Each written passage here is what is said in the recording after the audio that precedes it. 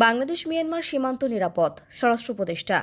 Bangladesh Myanmar সীমান্ত নিরাপদ আছে দাবি করেছেন স্বরাষ্ট্র উপদেষ্টা লেফটেন্যান্ট জেনারেল অবসরপ্রাপ্ত মোহাম্মদ জাহাঙ্গীর আলম চৌধুরী। তিনি বলেছেন, আমাদের সীমান্ত পুরোপুরি সুরক্ষিত, এখানে কোনো সমস্যা নেই। তবে বাংলাদেশ মিয়ানমার বর্ডারটা দখল করে আছে আরাকান আর্মি। ভবিষ্যতে এটা কার হবে, মিয়ানমার নাকি আরাকান আর্মির, তা বলা তো মুশকিল। সেজন্য বিজিবি উভয় পক্ষের সঙ্গে সম্পর্ক যোগাযোগ রক্ষা করে চলছে।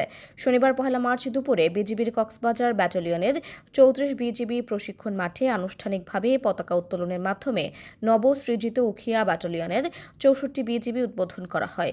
উদ্বোধনের পরে সাংবাদিকদের প্রশ্নের জবাবে কথা বলেন তিনি। স্বরাষ্ট্র উপদেষ্টা বলেন, 64 বিজিবি ব্যাটালিয়নের সঙ্গে আরও 4টি ব্যাটালিয়ন যুক্ত হলো। এতে বিজিবির সক্ষমতা কিছুটা বৃদ্ধি পেয়েছে।